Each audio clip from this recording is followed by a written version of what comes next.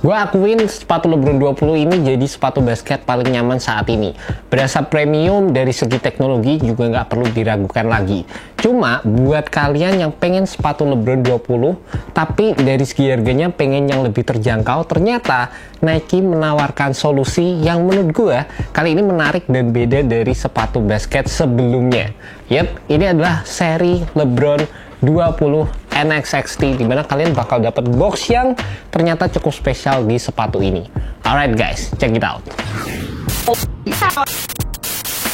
Hai guys, selamat datang di YouTube channel Naksir Sneakers. Ini adalah sepatu LeBron 20 NXXT.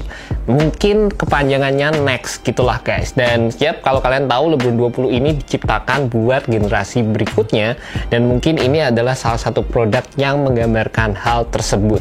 Dijual dengan harga yang lebih terjangkau, perbandingannya itu mungkin sekitar 350 atau 400 ribu. Ini bakal jadi opsi yang menurut gue menarik banget, karena di beberapa versi sebelumnya LeBron itu kan selalu merilis versi yang low. Nah, untuk LeBron 20 ini udah low nih bentuknya. Nah, makanya Nike ngerilis malah versi yang bentuknya seperti ini. Untuk sepatu Nike LeBron 20 itu harganya 3.099.000, dan untuk versi yang NXT ini dijual dengan harga 2.750.000.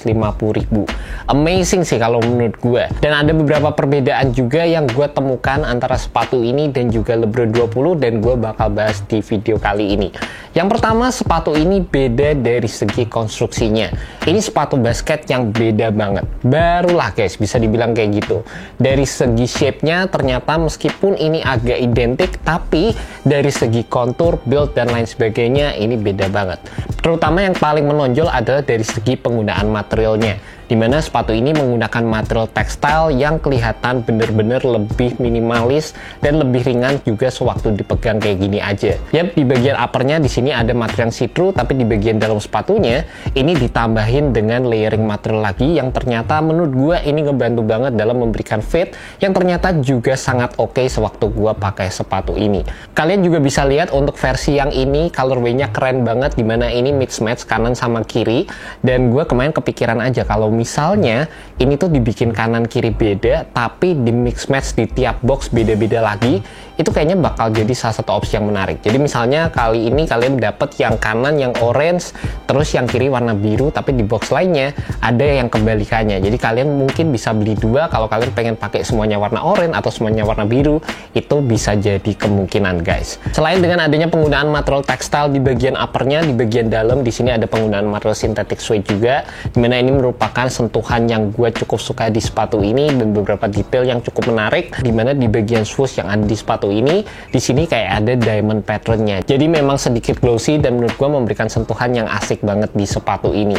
Selain itu di bagian tangnya di sini juga ada detail pattern yang menurut gue juga cukup unik, dan di bagian midsole sama di bagian outsole-nya sepatu ini juga beda banget kalau dibandingkan dengan LeBron 20. Kalau kalian lihat desain pattern traction yang digunakan di sepatu ini, desainnya tuh kayak berupa map gitulah guys. Dan ternyata ini merupakan map yang menunjukkan dari lokasi Akron, Ohio, dimana ini merupakan tempat kelahiran dari LeBron James.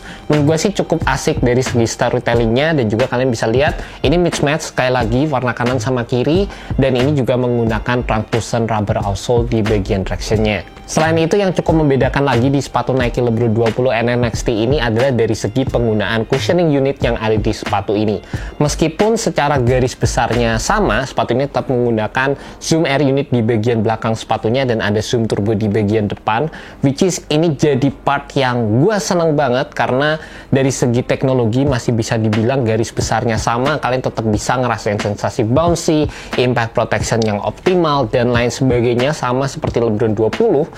Tapi dari segi foam yang digunakan ini sedikit berbeda, dimana di sepatu ini kita akan menggunakan Phylon, dan di sepatu Nike LeBron 20 yang reguler kita akan mendapatkan foam Cushlon, dimana itu merupakan foam yang soft banget dari Nike. Di sepatu ini foamnya kayak lebih basic, lebih standar. Ini akan ngebantu dari segi stabilitas waktu kalian menggunakan sepatu ini, dan memang memberikan sensasi yang sedikit berbeda aja dengan penggunaan Cushlon yang ada di sepatu Nike LeBron 20 reguler. Selain itu, kalian juga tetap akan mendapatkan teknologi Nike Sphere di bagian inner liningnya, dimana ini merupakan foam yang dibuat oleh Nike sedemikian rupa di bagian belakang untuk memberikan sirkulasi udara yang lebih optimal lagi. Jadi di bagian dalam foamnya di situ bentuknya kayak bolong-bolong gitu, dan ternyata gue baru sadar ini merupakan teknologi yang sebenarnya udah ada di sepatu Nike Zoom Generation 1, dimana itu merupakan sepatu pertanyaan LeBron. Nah ternyata ini berfungsi untuk memberikan kayak ya ventilasi udara yang lebih bagus di sepatu ini guys. Bukan dari segi padding, sculpting dan lain sebagainya, malah ke fitur ventilasi udara. And last but not least, dari segi fittingnya menurut gue sih sepatu ini nyaman banget. Fitnya true to size by the way. Buat kalian punya kaki lebar, kalian bisa cek dulu di toko sehingga kalian nggak sampai salah untuk beli sepatu ini.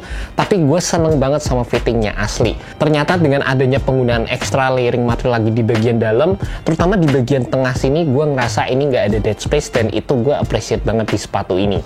Meskipun untuk overall feel dari sepatu Nike LeBron 20 penggunaan material knit-based seperti itu gue juga seneng banget, tapi ternyata di sepatu ini dengan penggunaan material yang lebih ringan, lebih breathable, ternyata gue nggak permasalahin sama sekali, dan fittingnya menurut gue sih tetap oke di sepatu ini guys. Dan mungkin perbedaan yang paling besar adalah sekali lagi dari segi harganya, dimana meskipun dari segi looksnya sepatu ini juga beda, tapi secara overall feel ini secara garis besar tetap menggambarkan Nike LeBron 20 pada umumnya. Mungkin kalau mau dibikin lebih simpel, Nike LeBron 20 yang versi reguler ini adalah iPhone 14 Pro, dan untuk versi NXT ini adalah iPhone 14 biasa. Secara penggunaan materialnya beda, secara packaging beda, tapi secara konsep sepatu ini masih menawarkan hal yang inline satu sama lain guys. Dan menurut gue ini jadi salah satu sepatu yang menarik banget. Secara first impression, gue ngerasa sepatu ini bener-bener enak sih. Gue excited untuk cobain sepatu ini di lapangan. And by the way, thank you so much buat kalian udah nonton video kali ini guys. Semoga video ini bisa membantu kalian dalam menemukan sepatu basket yang cocok untuk kalian. Alright, peace.